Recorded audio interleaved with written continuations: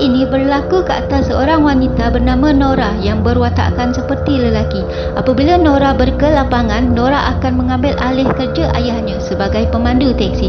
Satu hari ketika Nora sedang menunggu penumpang, Nora bersandar di dinding teksi sambil membaca surat khabar.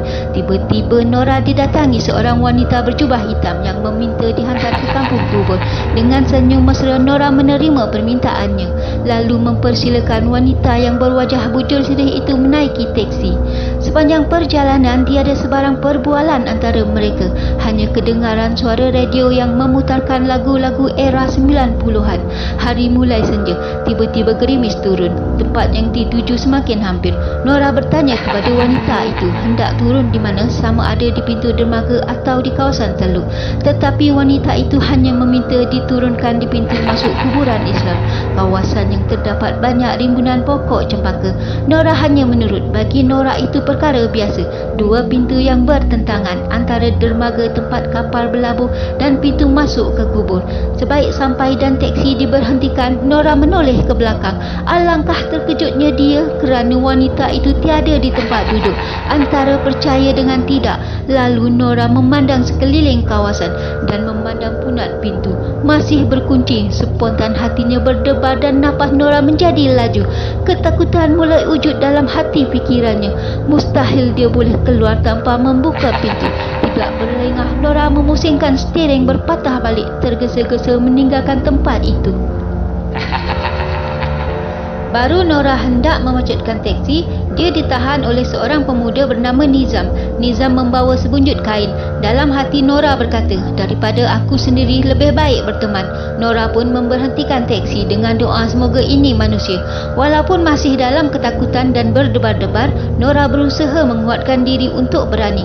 Setelah meletak barang di dalam bonet, Nizam duduk di sebelah tempat pemandu dan meminta dihantarkan ke permas berdekatan Senibong. Nora diam dan angguk kepala saja kerana suaranya masih jauh di kerongkong dalam debaran ketakutan. Ketika separuh perjalanan, Nora membuka cermin tingkap sambil menjerit marah kerana menyangka Nizam telah melepaskan kentut yang sangat busuk seperti bangkai. Nizam kelihatan serba salah, sedaya upaya cuba menapikan. Nora menekan brek dengan mengejut kerana marah dengan sikap Nizam. Nora mengarahkan Nizam keluar. Nizam merayu dan meminta maaf berulang kali, bahkan sanggup membayar tambang lebih asal saja sedia membawanya ke tempat yang diminta. Akhirnya Nora termakan pujuk.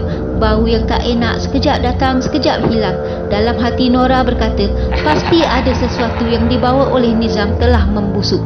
Sampai tempat yang dituju, Nizam terdiam sejenak, memandang ke arah sebuah rumah gelap tiada penghuni. Nizam merungut-rungut.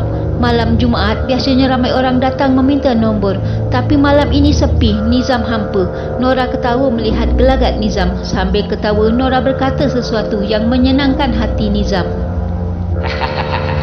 Kalau Nizam benar-benar berniat hendak membuat nombor, Nora sedia membawanya ke satu tempat, asalkan hasilnya nanti dibagi dua. Tanpa banyak fikir, Nizam pun setuju. Bagi Nizam, alang-alang sudah ada barang, baik teruskan. Tambahan pula ada yang sedia menghantarnya. Nizam pun mengenalkan diri. Mereka saling berkenalan. Nizam pun membuka cerita.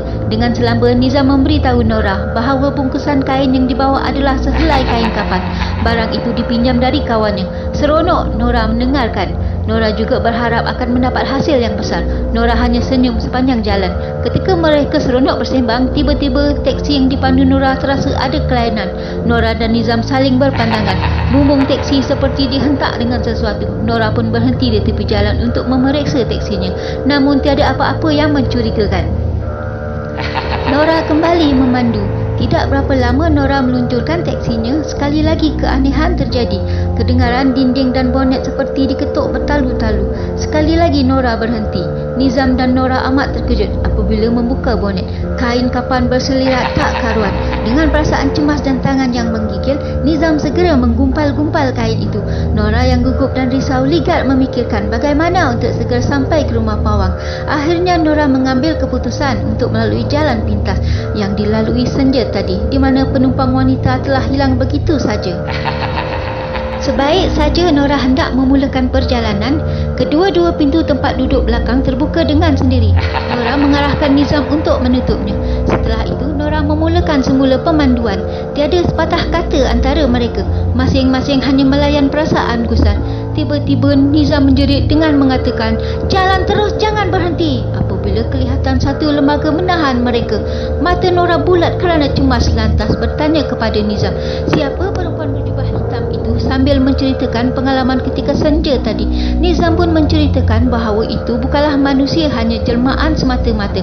Wanita berjubah hitam itu telah mati beberapa hari yang sudah akibat dilanggar lari ketika hendak melintas dari menjemput anaknya di sekolah di waktu senja dan hujan gerimis. Tetapi anaknya selamat tanpa sebarang kecederaan. Maka fahamlah Nora bahawa itu adalah roh penasaran. Belum jauh dari tempat tadi, sekali lagi mereka ditahan oleh lembaga berjubah hitam. Nizam menjerit memarahi Nora kerana berhenti. Nora menjawab dia tidak memberhentikan taksinya, tetapi taksi berhenti dengan tidak semena-mena. Walaupun dia telah menekan minyak hingga suara enjin meneran.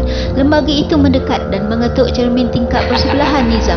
Mereka tidak menoleh, hanya dada mereka berombak turun naik menahan ketakutan. Nora berjaya meluncurkan taksi meninggalkan lembaga itu di tepi jalan. Nora telah kehilangan arah. Jalan yang dilalui bukan jalan yang benar. Nizam semakin gelisah. Nora cuba berpatah tetapi masih berpusing di tempat yang sama, iaitu kawasan perkuburan. Suasana kiri kanan gelap tanpa cahaya. Hanya pancaran bulan memperlihatkan susunan batu-batu nisan. Sila tekan suka dan langgan. Apabila Nora telah melihat bias lampu jalan, Nora cuba memecutkan taksinya tetapi gagal. Taksi Nora semakin tersenggut-senggut seperti ditarik sesuatu. Apabila sampai di bawah lampu jalan, Nora berhenti dan mengajak Nizam keluar untuk melihat apakah masalah yang berlaku. Hingga taksinya amat berat dan sukar untuk bergerak. Nizam membuka bonet belakang, namun Nizam menutupnya semula kerana hidung Nizam disengat oleh bau yang amat busuk. Nizam meminta Nora meneruskan perjalanan dengan mengatakan lambat pun tak mengapa, yang penting sampai. Nora setuju. Akhirnya mereka sampai juga di rumah pawang Nombol tepat pada waktunya. Kata Nora, malam Jumaat memang ramai orang. Jika lambat kadang-kadang tak ada nombol giliran. Sama seperti hari Sabtu dan Rabu. Nora memang cukup arif dengan keadaan di situ kerana dia juga kaki nombol. Dalam bilik pawang telah disiapkan segala kelengkapan seperti kemenyan ataupun limau untuk dijadikan sajian. Mereka hanya perlu membayar harga barang-barang itu. Selain itu juga mereka wajib membayar pengeras tak termasuk upah. Nizam dan Nora menyaksikan minyak atar direnjes-renjes di atas kain kapan. Lalu kain kapan itu menggelembung turun dan naik, tak ubah seperti orang sedang bernapas dalam selimut. Asap kemenyan memenuhi ruang, bau setanggi silih berganti dengan kemenyan. Serentak dengan itu kedengaranlah mentera dibaca dalam bahasa yang tak dipahami dalam acara pemujaan itu. Nizam dan Nora merasa seram sejuk berdiri bulu tengkuk. Pawang berkata kepada mereka, jika mahu hasil yang menggunung, haruslah diberi minuman istimewa dengan menitiskan darah di atas kain kapan. Nizam pun menurut dengan melukakan jarinya. Selesai upacara pemujaan, Nizam menjunjung bunjut kain kapan menuju teksi kerana syarat barang pemujaan tidak boleh rendah dari si pembawa. Nora memberitahu Nizam, kalau nombol mengena dengan banyaknya, dia hendak menukar teksi ayahnya ini dengan yang baru. Nizam pun bertanya di mana ayah Nora dan kenapa Nora yang memandu teksi ini. Nora pun berkata bahawa ayahnya demam, dia meracau seperti orang tersampuk, meronta serta menjerit-jerit seperti orang ketakutan. Serta-merta Nizam teringat sesuatu. Kemalangan yang menimpa dua beranak itu berlaku depan matanya. Wanita dan anak sekolah dirempuh teksi. Apakah teksi ini? Fikir Nizam. Nizam jugalah yang bantu mengangkat jenazah ke kubur hingga mayat selesai dikebumikan. Nizam jugalah yang memancang kayu tanda lengkap bernombor. Tanpa Nizam sedari, Nora di sebelahnya sedang bertarung dengan jerutan kain kapan yang melilit lehernya. Dengan sebelah tangan melawan dan sebelah lagi memegang steering. Brad mengejut telah menyedarkan Nizam dari lamunan. Nizam terpinga-pinga dimarahi Nora dengan sumpah serana. Nora mengarahkan Nizam pergi memeriksa kain di bonet. Nizam serba salah kerana merasa takut untuk keluar dan meminta Nora mencari tempat yang lebih terang. Baru saja Nora hendak bergerak, lembaga itu tiba-tiba terpacak depan teksi, merenung tepat mereka berdua. Suluhan lampu teksi jelas memperlihatkan wajah yang amat mengerikan. Separuh wajah yang remuk terkopak-kopak, mata yang terjuntai, sungguh mengerikan. Sila tekan suka dan langgan. Nora menjerit meraung kehisteriaan. Nizam masih tetap menyuruh Nora merempuh saja. Tiba-tiba, kepala lembaga itu terpisah dari badan, lalu berputar mengelilingi teksi dengan darah berjejeran. Dengan sekuat tenaga, Nora meluncurkan teksinya. Tapi Nora dan Nizam kebingungan. Apabila mendapati mereka berada di kawasan tanah perkuburan, Nora berusaha mencari jalan keluar. Namun pandangan terhalang oleh selembar kain putih yang menutup pandangan ke depan. Apabila kain hilang dari pandangan, Nora bergerak lagi. Tiba-tiba telinga mereka dapat menangkap satu suara halus merintih menangis sayu. Sesekali kedengaran hilayan yang menggetarkan kepala lutut mereka. Nizam sangat takut hingga terkencing dalam seluar. Seluruh tubuh bermandi peluh. Begitu juga Nora, basah bermandi peluh. Lembaga itu mengekori mereka dengan seruan, "Kembalikan, kembalikan sebelum aku hancurkan engkau." Nizam semakin ketakutan, lantas meminta Nora berpatah balik. Dia mahu mencari kubur wanita itu. Nora tidak mempedulikan permintaan Nizam kerana Nora hanya berfikir mahu segera keluar dari lembah puaka. Kepala tanpa badan mengekori teksi. Nizam terus merayu meminta Nora berhenti. Melihat Nora terus berdegil, Nizam pun berkata dengan suara lantang bahawa kain kapan adalah milik wanita itu. Nizam mendapatkan dengan cara mengupah orang menggali kubur dan mencuri kainnya. Mata Nora bulat mendengar pengakuan Nizam. Nora sangat marah kerana berasa tertipu. Serta merta Nora menekan brek. Bonet terbuka, Nizam pun melemparkan kain itu. Setelah itu, Nora menarik nafas dan menekan minyak mahu cepat keluar.